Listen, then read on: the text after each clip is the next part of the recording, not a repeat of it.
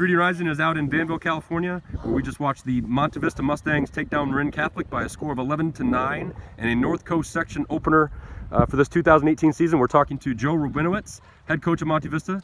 Coach, congrats on the win. Just take us through the victory today.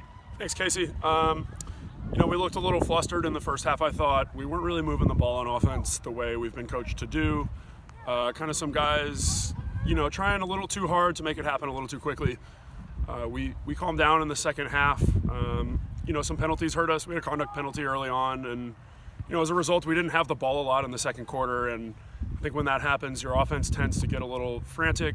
They try to rush things like we were talking about. Second half, we really slowed it down. We controlled what we wanted to do, and we ran the offense that we've been running in practice. You saw some nice team offense. We'd dodge, we'd swing the ball to the backside, we'd re-dodge, open up a lot of clean dodges and shots for us. I'm really proud of the guys for adjusting and kind of relaxing and just trusting themselves and trusting their teammates.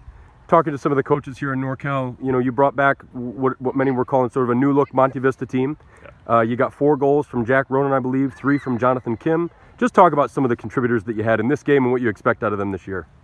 Jack Ronan in particular, he's kind of our most important midfielder right now. The kid takes face-offs, he plays offense, he can dodge, he can shoot, runs back and plays defense as well. He's gotten himself in a little better shape this year, and you're seeing it on the field.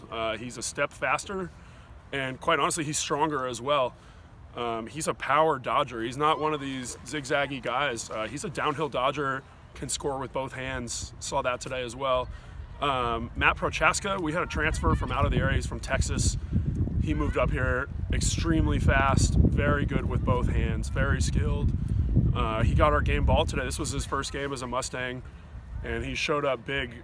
Proud of that guy. He's fun to watch, man. He's going to be a big player for us. And, you were talking about new look. I think we're deeper this year. We were kind of top heavy last year, really heavy on the first midline. Our attack, quite honestly, wasn't scaring a lot of people. It was mostly a midfield heavy offense, and we're a lot more balanced now.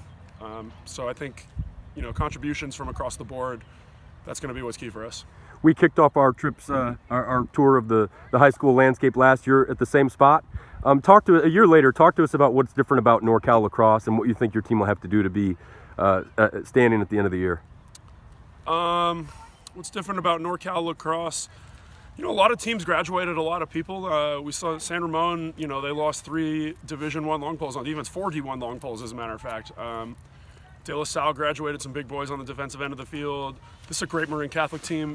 These guys are always really well coached, very smart, very athletic, really skilled attack, man. I mean, there are some players, I said this last year when you came out, there are some really overlooked players in this area who don't get the right looks in recruiting, just don't get the opportunities that East Coast kids get with colleges in their backyards. And you saw it with our guys out here today, like a lot of good athletes with really high level skill sets and lacrosse IQs. As far as for us to be where we want to be at the end of the year, I think what we saw in that third quarter today, just trusting each other, loving each other, being teammates, playing together, that's the big thing for us. We had guys last year that, I love those guys. They were really, really great players, but they tried a little too hard to do it themselves. And it was easy to defend us, quite honestly.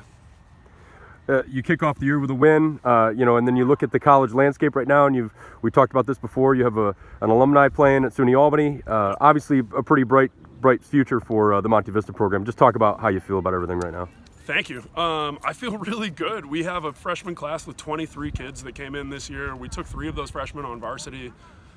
I think we have some overlooked players on this team. We don't have any D1 commits on this team right now.